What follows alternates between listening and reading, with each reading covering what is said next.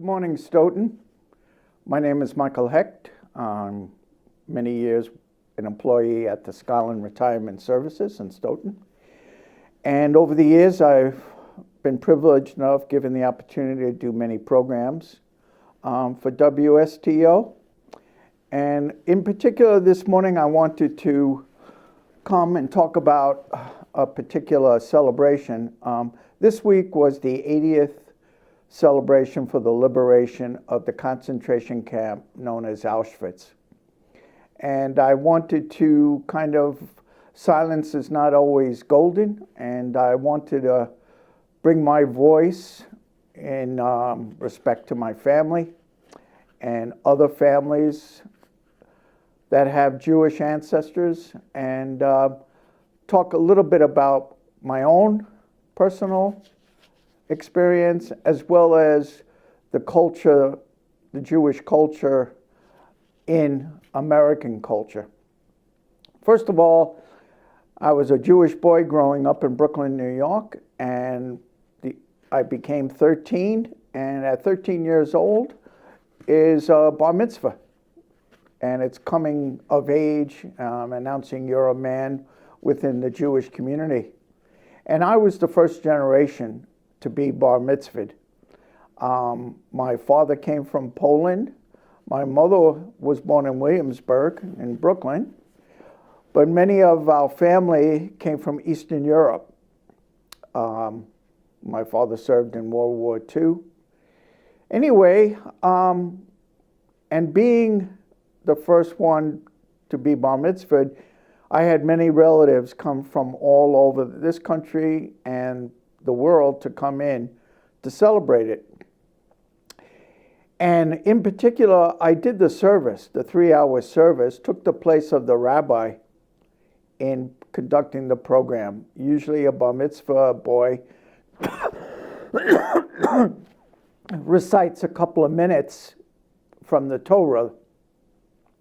But in this moment, I took the entire 3 hours of conducting the congregation, as well as reciting my passage from the Torah.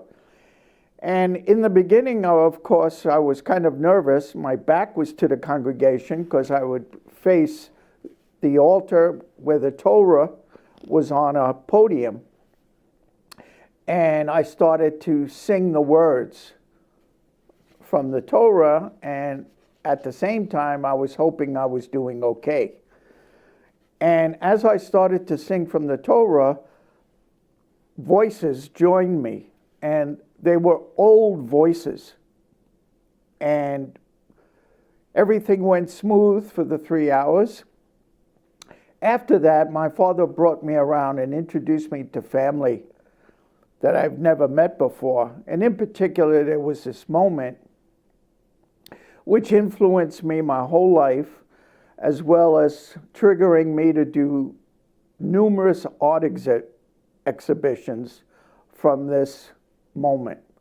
My father brought me, I remember, about 6 to 8 elders. And they were all in jackets, sport jackets, or suits, but they had been worn to a shine. These men were from Eastern Europe, and they were almost my height. And I came up to them, and as my father, and of course, the sport jackets and suits were a little short by then. God bless that generation. Everything was used up until it couldn't work anymore. So as I came up to shake each elder's hand, the sleeves rolled up. And when the sleeves rolled up, there were the concentration camp numbers on their arms. And I'm 72, so that's a long, long time ago, and I remember like it was an hour ago. It left an indelible mark on me that these were camp survivors. And so I think that was part of my response to much of the anti-Semitism that's pervasive, not only in our country, but in the world. And I wanted to just add to that personal talk 2 cultural items. One is Superman. The creators of Superman were 2 Jewish boys, Jerry Siegel and Joel Shuster. And they created Superman. Basically, they said also they wanted to make some kind of hero, like a Charles Atlas back then, a muscular guy, and make some kind of superhero. And maybe it was a good way for what we would claim might be 2 nerdish guys to meet girls in high school. But I think the most profound thing about Superman, years later, that I started to think about is this.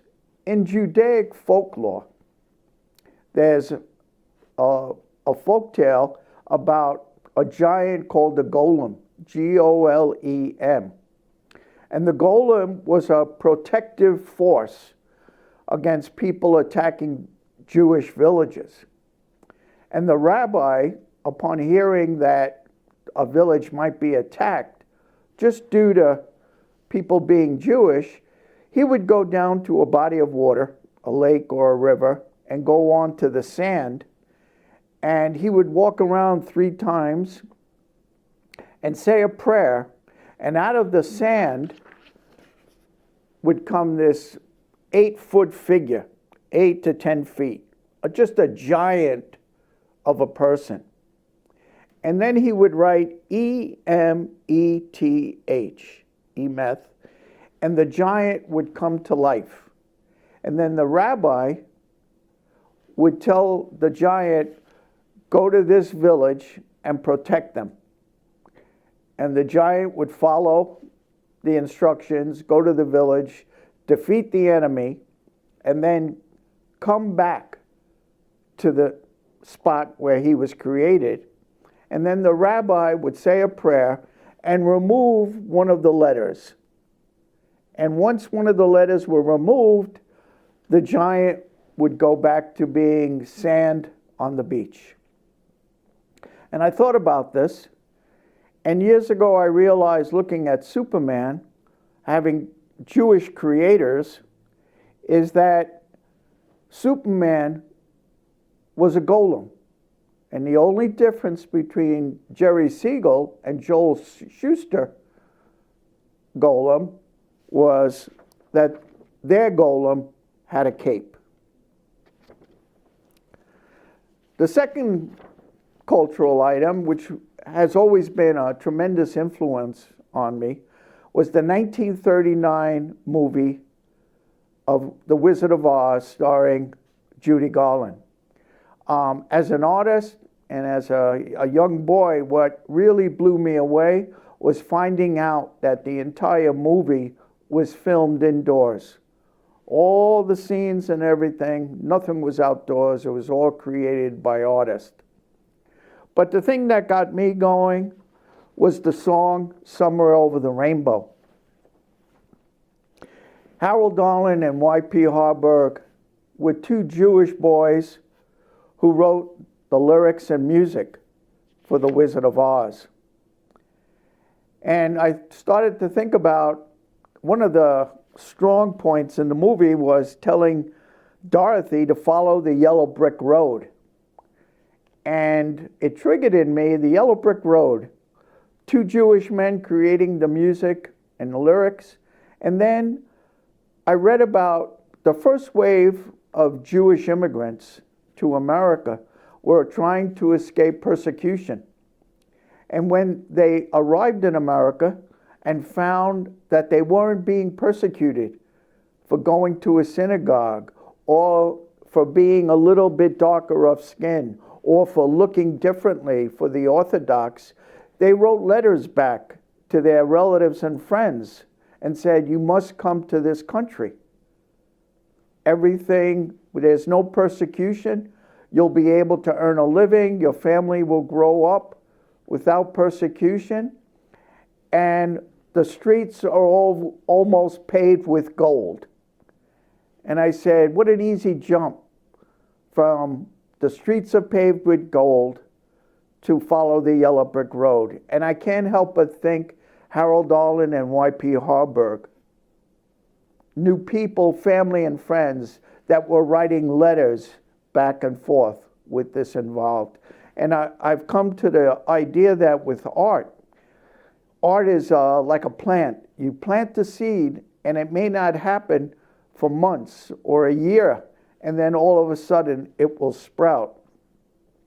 And I want to read to you the lyrics of Somewhere Over the Rainbow and understand the relevancy of it, because in 1938, the Nazi concentration camps opened, and The Wizard of Oz again comes out in 1939. Somewhere Over the Rainbow. Harold Darlin and E.Y. Harburg. Somewhere over the rainbow, way up high, there's a land that I heard of once in a lullaby. Somewhere over the rainbow, skies are blue, and the dreams you dare to dream really do come true. Someday I'll wish upon a star and wake up where the clouds are far behind me, where troubles melt like lemon drops, away above the chimney tops. That's where you'll find me. Somewhere over the rainbow, bluebirds fly, birds fly over the rainbow. Why then, oh why can't I? Somewhere over the rainbow, bluebirds fly, birds fly over the rainbow. Why then, oh why can't I? If happy little bluebirds fly beyond the rainbow, why, oh why can't I? It's a pretty profound song. It was almost cut 3 times from the movie. Arlen and Harburg really fought to keep it in, and later on it became the #1 song that represented the 20th century. And so, in concluding, I just want to reiterate the idea that silence is not always golden, and I want to thank the WSTO staff for giving me this, I guess, editorial opportunity to express my own feelings about not only the celebration of the liberation of Auschwitz, but just some of the comments in our current climate against our citizens of Jewish faith. So, thank you. See you next time.